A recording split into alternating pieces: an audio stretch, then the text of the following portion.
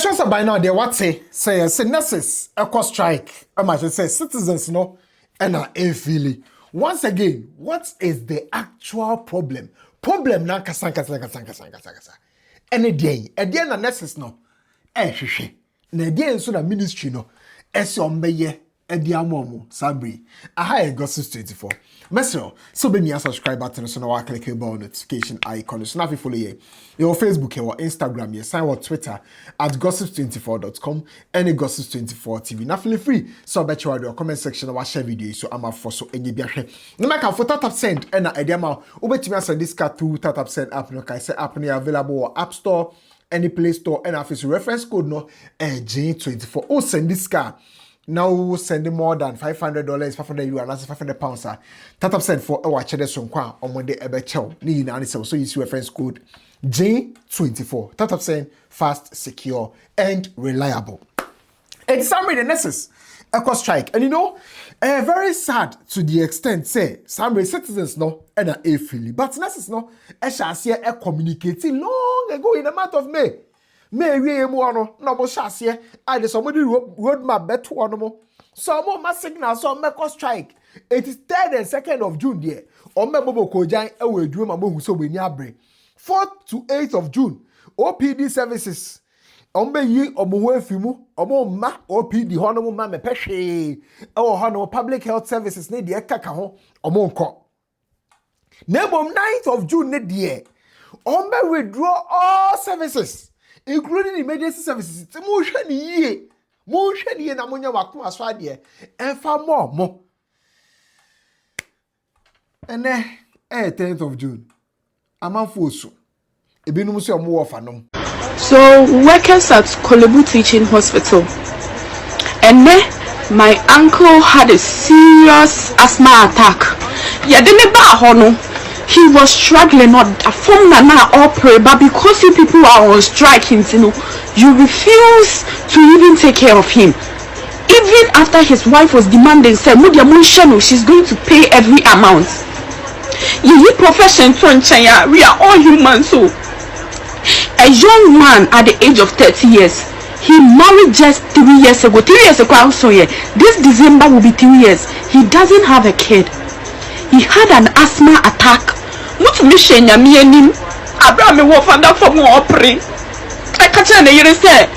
guys are on strike into unfanenko. Yadamase, he's dead. Yadana question what you. Yadamase, we are grateful to you people. See your profession soon say a woman you can see any power. And you money in a now so we are simple. Men show your when men yana bonnet. He is dead. Yes, well, thank you to whoever they met there. Where you wanna know? Oh, yeah, that's it. Yes, so, we will bury him. A radimu where you man and kosu. No man quatente. You, that person that was in charge. Yami, Yakran says, I be no so Muhunipa, Equa Warso. Nurse is eco striking, Tino. Adania Rahusem. Yes, and I don't know radio. Was a minister for you, but I say, you I say, what I say, what I got, why or you and you go whatever way. Why you put what bad thing on Papa? Where woo? My young couple way, that way on yet one day. Say there, one thing you know, what you want to come. Says you're going to Papa. And then answer, or be our fear, I wasn't in front of it. Or you're Muslim, you will. Women then if I know we were still sleep. Or to other cover for man. Why you done? What you do about them? Or what are you in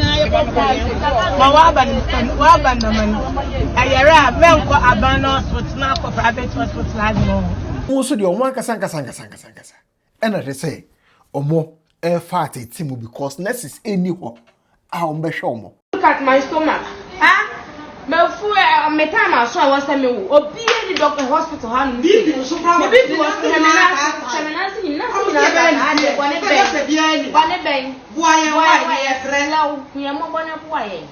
Why any patch or a black? Now, my nephew for no, Chiomoka, you know, to be my jumani.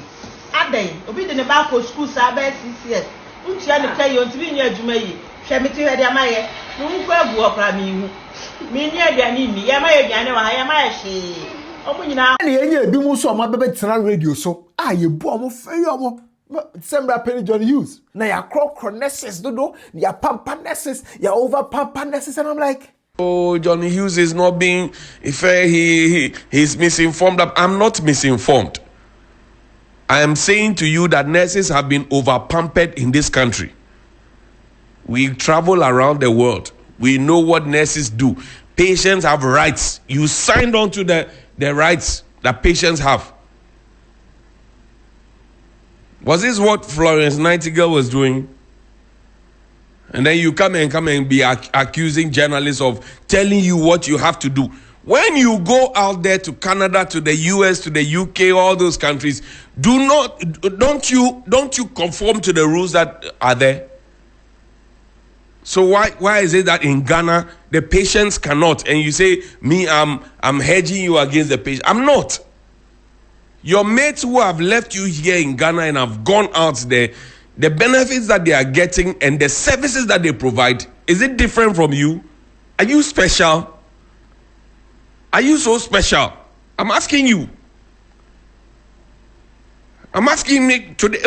I'm on with you. You can disagree with me. You can be angry with me, but I'm on with you. I'm asking you. and I am minister. Or no, some says, how many years and necessary, you know? The necessary channel, any your budget move, some provide my necessary. Economy be collapse.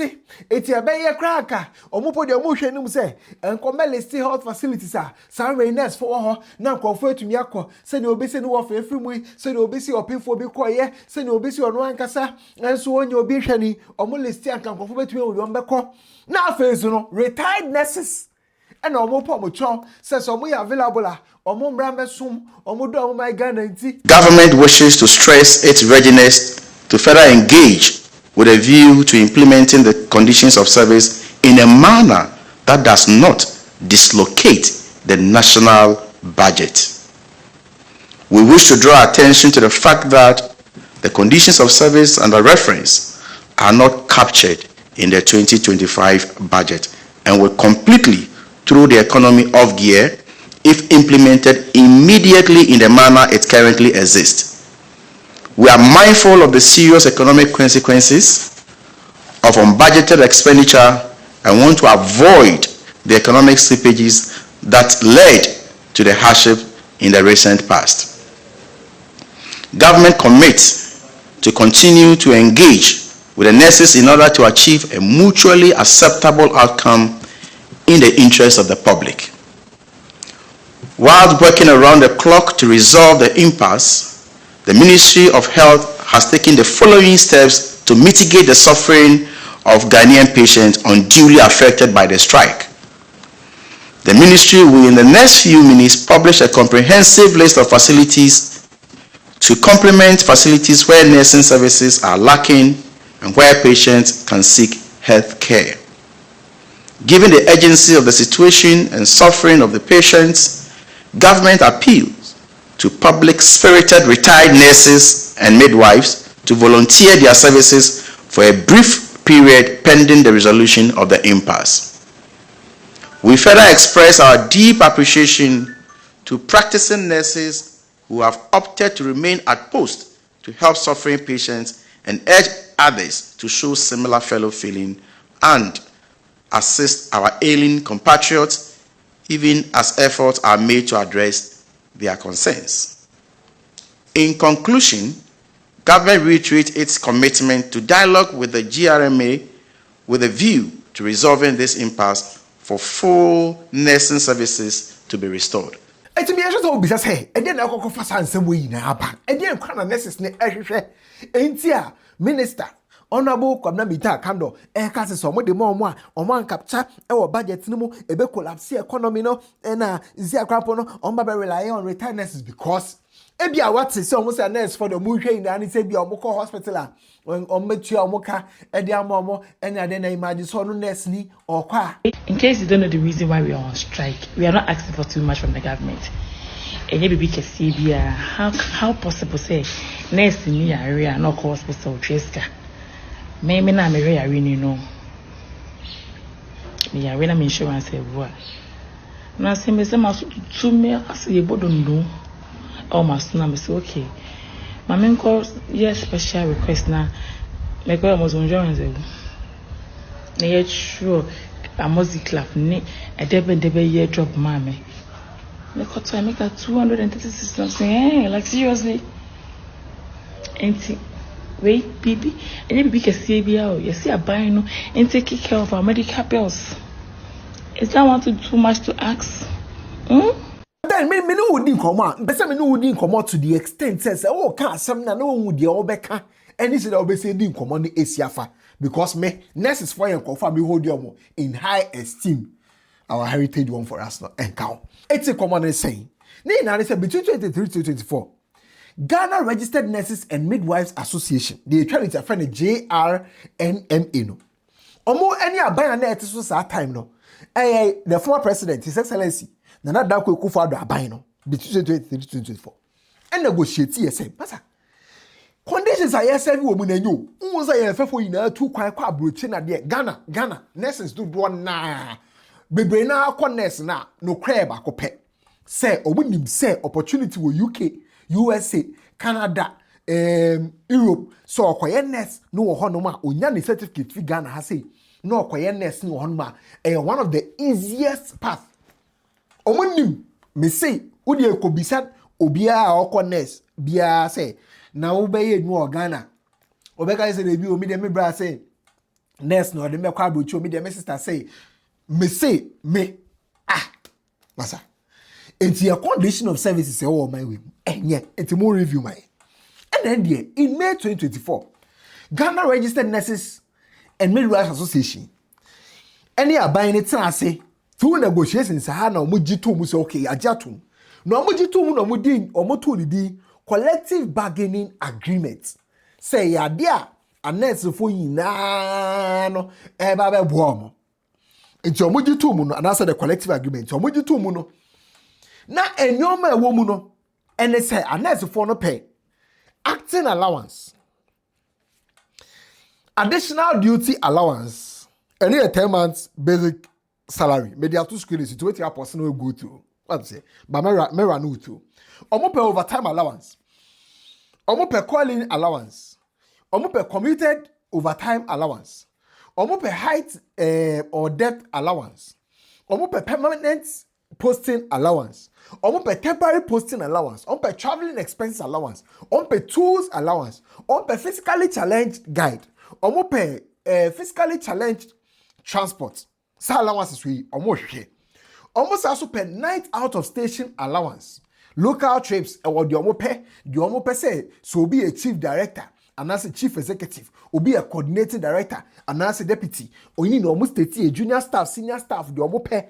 Ewo honomo allowances ewo we sa agreement no proposal about the kwaye by any omo tena say negotiate no mo almost also per diem no omo per for foreign trips. What I say so omo call foreign trips omo per diem for foreign trips omo per say abide no allowance for warm clothing. Say they abide the omo tu kwaye ko Ukraine ni Russia na de kaka ona warm clothing abide no en far rate en to omo omo per day trip allowance for chief director there or almost 30 years be pip junior staff day trip allowance and was her agreement in we are there omo nurse for no kwa fight for okay almost also a pre vehicle maintenance allowance omo pre kilometric allowance omo pre medical subsidy say bia say we employee na bia wo kunu anasa wo yere wo ba ni ade a wo so ye covered by NHIS age a wo ba ni bedu be covered by NHIS payment of 50% of cost of management of illness.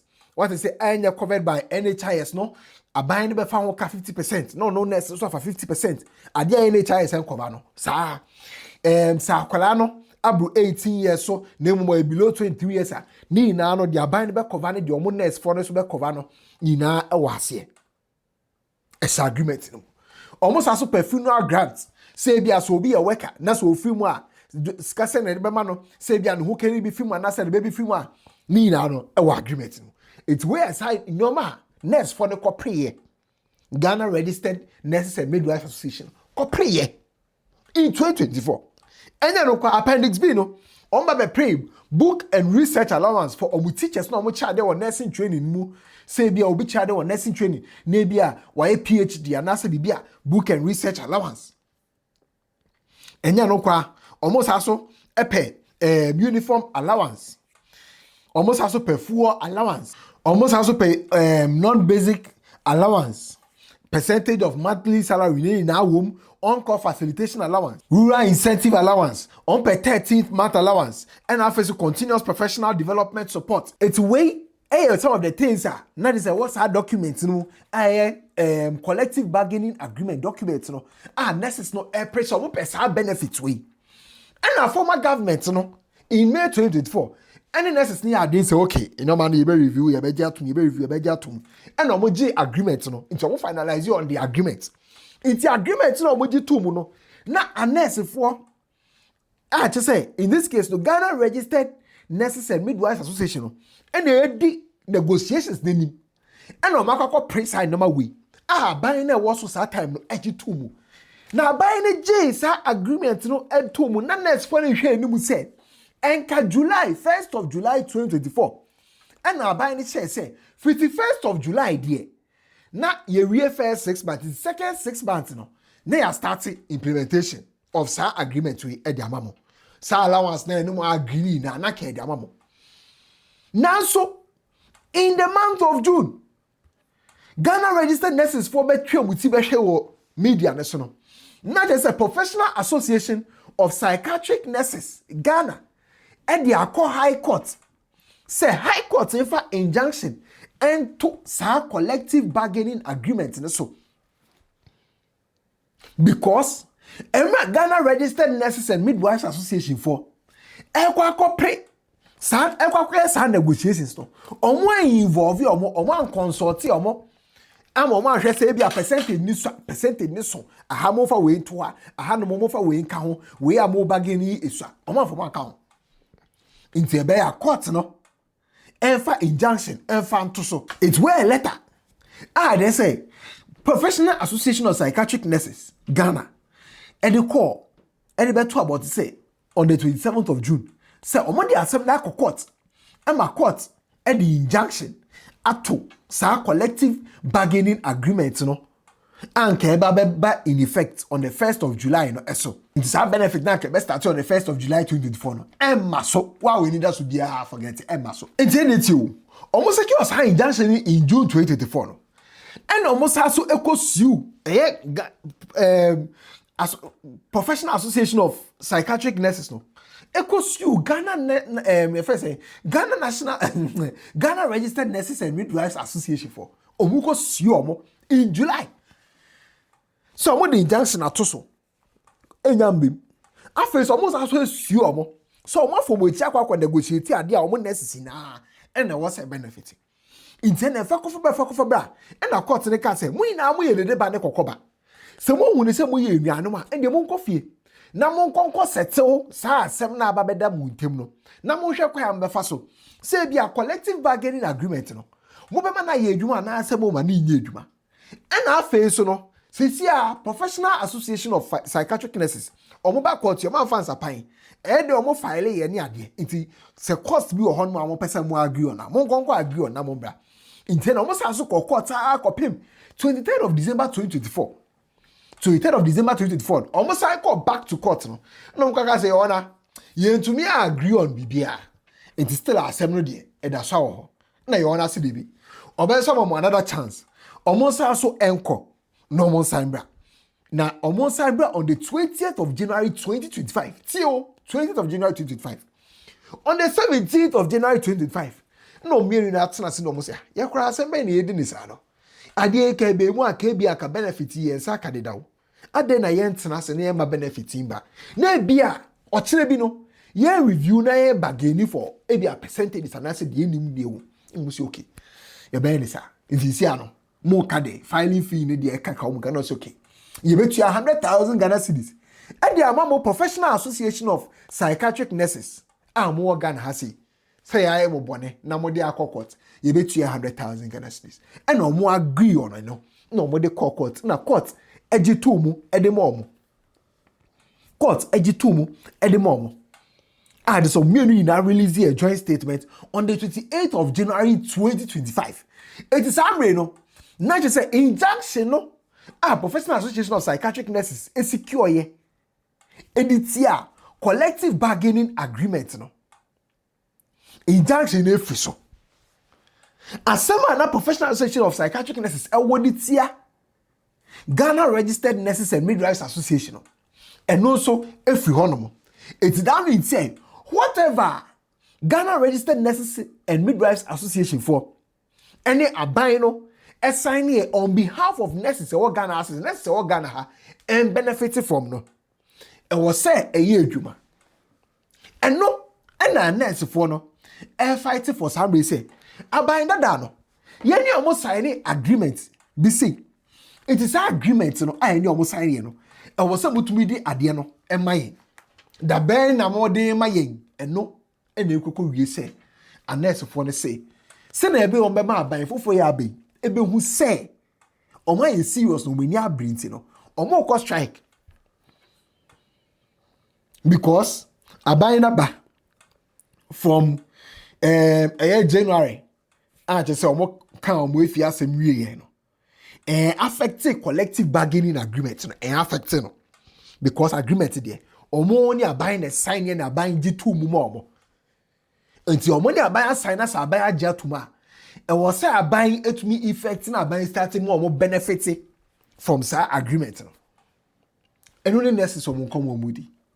And our buying also say, Tiwa buying also say, yeah, I share a budget to boo. I buy no see I share a budget to boo. It is already a quack of fa. And I say a cost nurse for our maritime no baby bois. Nurse Jumano. Some also wounded me of a nurse for maritime. I'm a baby bois. Na Ghana Registered Nurses and Midwives Association for Eddie any emoji about towards or more share the omoyeno. Because omodio come up and I say no more to your back up. Say, and yes, say bia omo refusing negotiations. Name omo refusing me take you for granted. Because omo asking for new benefits. And ye agreements no and almost stress omo be implemented because omo as an association of nurses and they are buying and they agree.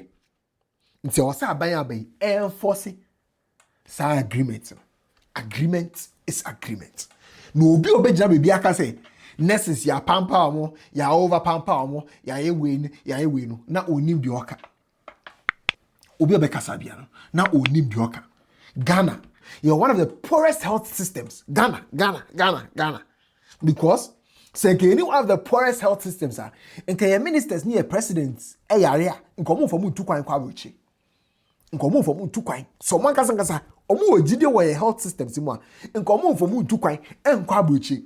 So man kasa as politicians no omo ojide wo health systems mu a ekasebe enkoba say allegedly ye be poison politician bi na ya fly na free kro di poison wo so e de na ba akra say ho na hospital papa wo say ho e na hospital papa e wo nti dwemu mienu say wo di obi achi na politics nti enipa na e ka say nurse for so ni fa so nurse for bebre na wo Ghana ha say no a mo hwe this particular video be dia to me say health system no e so bad to the extent say nurse ni boko no ko school Ghana ha wia on person be enu Ghana ha biom o person kwa abruchi because e ho no onim say ye be manaketua papa what I say be manaketua papa or you over time taxes never give me the so tax na dey who so fa so tax no e dey who so fa so aha no mo tax no do not send na who so fa so into them yentina ho na afi bia 4 years bia ban bi ba no mo fa yenya politics mo fa monya politics mo fa yenya politics mo fa monya politics na mo bi nkan cho say next for ya dije omo so do e dey kra no mo ye na dey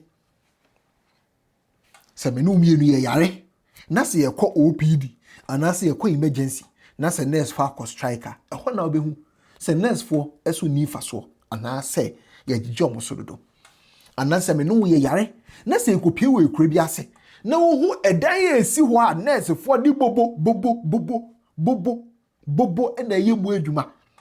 I gossip 24. Wait me a chawa do a comment section. Media ma comedy. Me try me haba.